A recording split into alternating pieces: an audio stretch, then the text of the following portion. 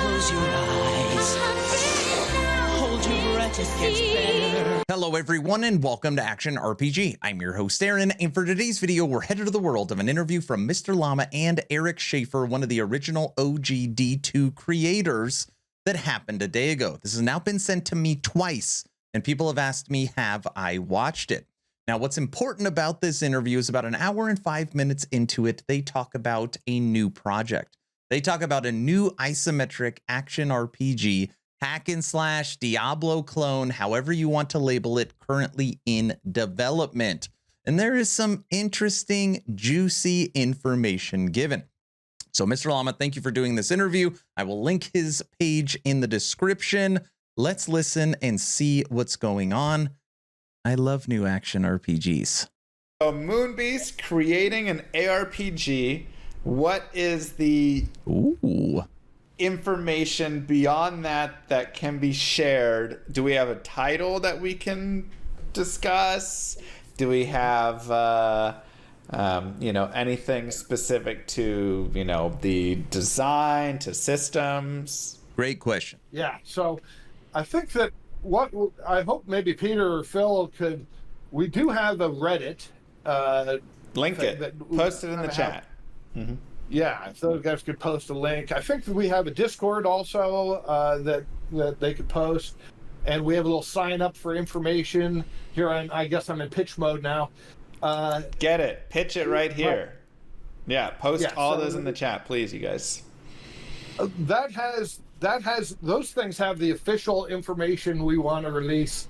So I don't want to get too much into any other details that might be stuff we're holding back, because I'm just in design world. I'm not in business world or whatever. Right. I told these guys I'd join in if I could, try to concentrate on design and not run a company. So I don't want to speak too much, but I think what's really exciting is we are getting more into, we're doing a granular procedural generation of levels that is ARPGs started that way. Diablo 1 was procedurally based on single tiles. Then the history of ARPG gets into, well, let's make it cooler with set pieces. You could run into set pieces that were like a bunch of tiles we built ourselves. True. And would get placed in the levels. Last epoch. Even my own career, into the torchlights and stuff, set pieces took over to the degree you see Diablo 4 now. I guess you could say they're randomly generated dungeons, but I'm not gonna go that far. I don't think they are. They don't get credit for that just because there's one or two different branches. Right. So it's the whole. All these big ARPGs have gone into the set piece direction, which is cool. I did it myself. It does lend to better screenshots. It does. It's good for boss fights when you want to involve the environment. But I think I really like getting back to the basics and making these maps completely random that really feel and play differently. And that's what I'm leaning into a lot here is the level plays differently. When you start up a new level, it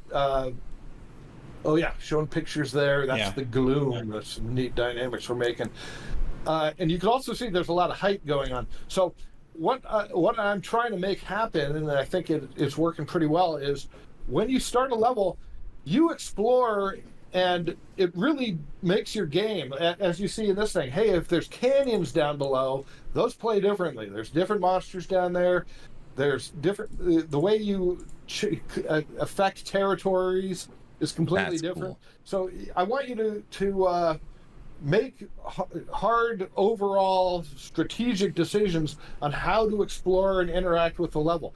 You're just showing right there, we do a lot of terrain deformation, so we can destroy levels, we can build them up, and so what the level and the environment, instead of being just flat play areas like a lot of RPGs, is really just radically different. So you could say there's like a little Minecraft element in there, but it's not sandbox, and it's not a creative world so much, but it's putting some of these elements into an ARPG level. So that's what I'm most excited about. That's what we're trying to make work. You know, some systems are hard to make skills work when the ground is getting destroyed beneath your feet. But at the same time, it's really fun, and there's new experiences.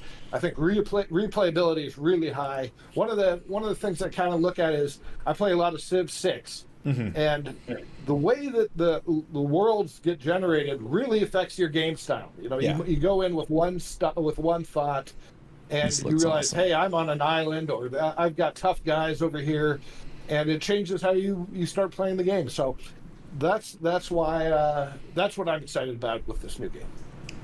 Wow. No Llama RPG doesn't have destroyable terrain, chat. All right. Oh, I can't do it. They're more advanced. That is. Don't you boo me. That is amazing. I mean, honestly, just looking at these screenshots, first off, the game looks really beautiful. I think there's just like gorgeous look to it, but you can see even right here, this screenshot speaks to me most. Like, the idea here with the meteor destroying the terrain around you and stuff is awesome.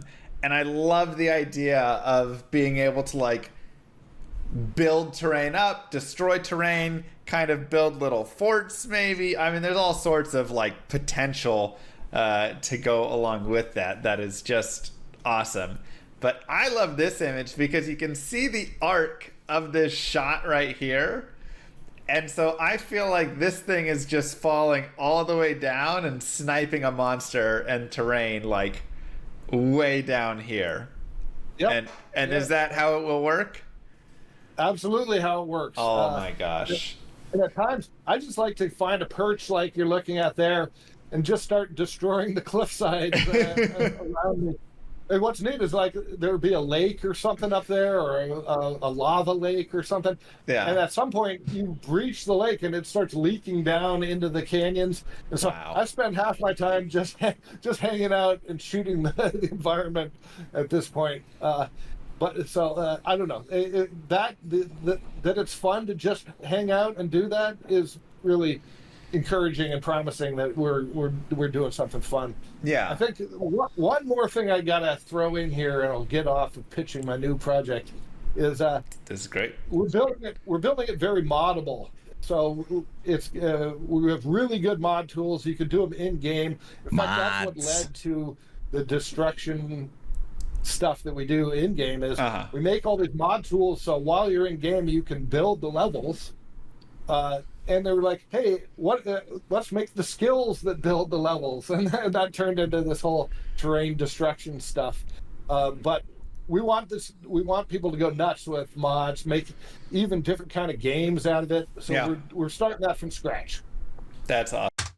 That is awesome. Let's move over to the official Reddit.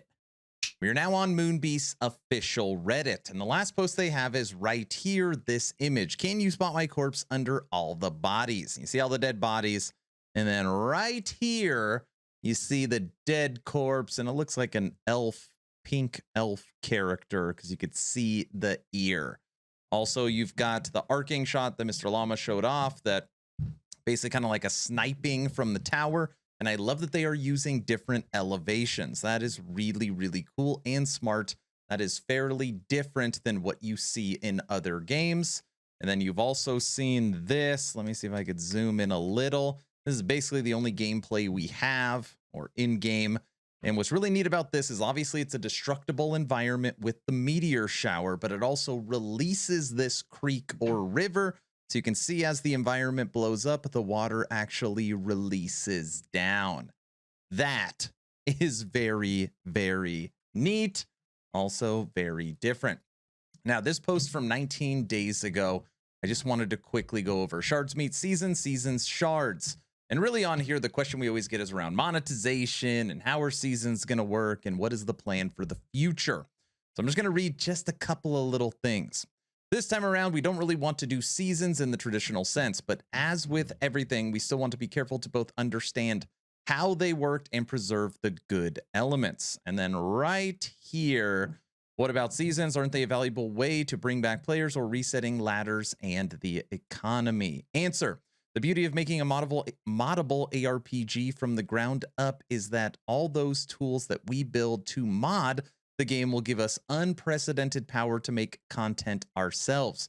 Quickly, that was why I spent so much time in the early days of Diablo 2 changing the infrastructure from being mostly hard-coded to being more data-driven, because new expansions and large content drops do more to bring players back than anything. Depending on the needs of the game, we can easily choose to spin up new shards or highlight these changes and to reset the economy and spur a new race to the top of the leaderboards.